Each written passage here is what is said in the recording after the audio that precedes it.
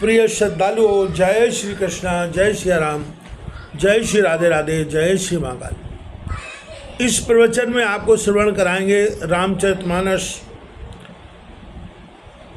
उत्तरकांड मूल चौपाइयों का पाठ, हिंदी अर्थ एवं व्याख्या। पूछो तिनय राम गुण गाहा, कहें सुनो हर्षित खगनाहा। सुनो फिरो हरि गुणन बाधा, अव्याहत गति शंभु प्रसादा।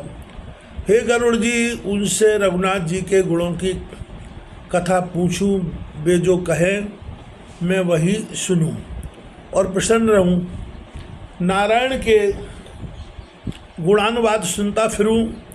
शिव जी के प्रसाद से मेरी स्वच्छंद गति तो थी। छूटी विविध ईषणा गाड़ी, एक लालसा और अतिवाड़ी। रामचरण पंकज जब देखूं, तब निज जन्म सफल कर लेखूं।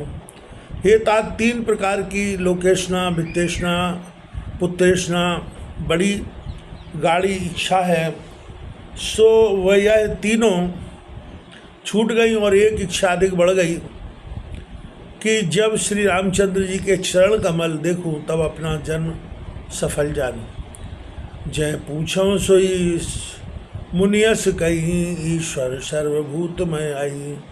निर्गुण मत नहीं मोह सुहाई, सगुण ब्रह्मरत और अधिकाई। जिस मुनि से पूछूं, वही यही बात कहे कि दर्शन क्या, ईश्वर तो सब में वर्तमान है।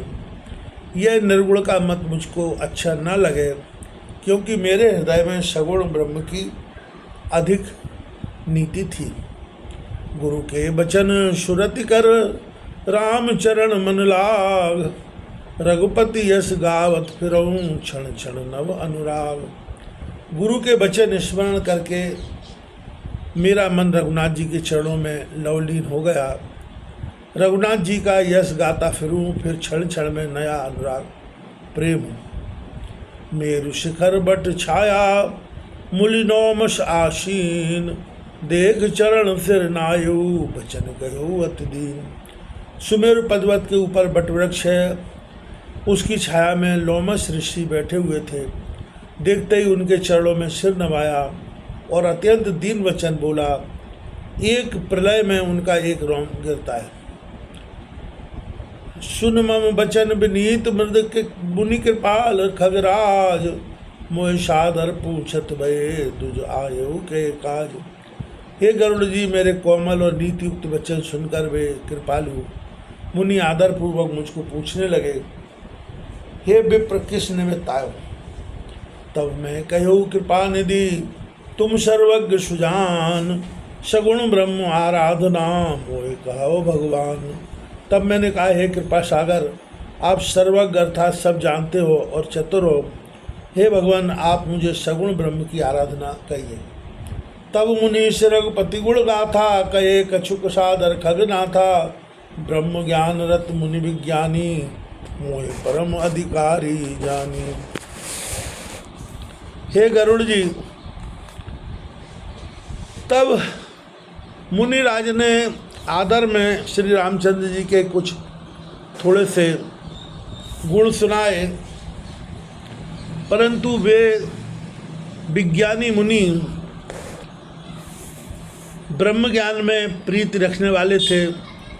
मुझको परम अधिकारी जानकर कि यह समझेगा। लागे करन ब्रह्म उपदेशा, अज अद्वैता गुण हृदय पेशा। अकल अनीय अनाम अरूपा, अनुभव गम खंड अनूपा। ब्रह्म का उपदेश करने लगे। ब्रह्म अज अद्वैत अगुण है, सबके हृदय में बसता है। कला रहित, इच्छा रहित, अनाम रूप गुण रहित, अखंड, अनूप और अनुभव में जाना जाता है। मन गोतीत अमल अविनाशी, निर्विकार निर्वधीय सुख राशि। सोते ताय तोय नहीं भेदा, बार बीच विगावे वेदा। मन इंद्रियों से परे, पाप रहित, नाश रहित, विकार रहित, जन्म बुद्धि, विवर्ण, क्षीण, जरा, मरण, यह 6 प्रकार हैं। आदि अंत रहित और आनंद स्वरूप है, वही तू है। इसमें और तुझमें भेद नहीं। जैसे वेद के प्रमाण से जल और लहर एक है, वैसे जीव ब्रह्म एक है। अयम आत्मा ब्रह्म और सगुण निर्गुण एक है। विविध भांति मोय मुनि समझावा, और निर्गुण मत मम हृदय न आवा। पुन में कहु नाय पद शीशा, सगुण उपासन कहूँ मुनीषा। मुनि ने मुझको अनेक प्रकार समझाया, परंतु निर्गुण मत मेरे मन में न आया। मैंने चरणों में सिर नवाकर फिर कहा, हे मुनिराज, मुझसे तो आप सगुण उपासना कहिए।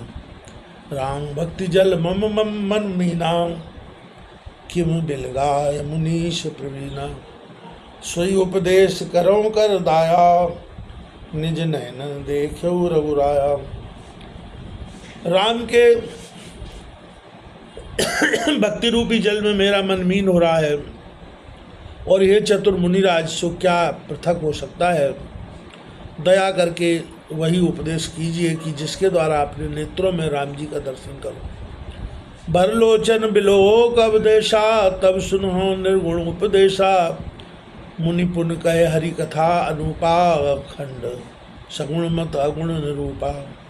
पहले मैं नेत्र भरकर रघुनाथ जी का दर्शन कर लूँ, तब निर्गुण उपदेश सुनूंगा। हे गरुड़ जी, मुनिराज ने फिर हरि की श्रेष्ठ कथा वर्णन की और सगुण मत का खंडन करके निर्गुण मत का ही निरूपण किया। तब मैं निर्गुण मत कर दूरी, सगुण निरूपण कर हट बूरी। उत्तर प्राप्त प्रति उत्तर में कीना, मुनि तन भये क्रोध के चीना। तब मैं निर्गुण मत को दूर करके हठपूर्वक सगुण का ही निरूपण करने लगा। मुनिराज की बात पर मैंने उत्तर दिया, तब लोमस जी के शरीर में क्रोध के चिन्ह दिखाई पड़ने लगे। सुन प्रभु बहुत अवज्ञा किए, उपज क्रोध ज्ञान के ये। अति संघर्षण करे जो कोई, अनल प्रकट चंदन ते होई। हे प्रभु गरुड़ जी, सुनो, बहुत तिरस्कार करने से तो ज्ञानी के हृदय में क्रोध उत्पन्न हो जाता है। जब कोई बहुत बल से रगड़े तो चंदन से भी आग प्रकट हो जाती है।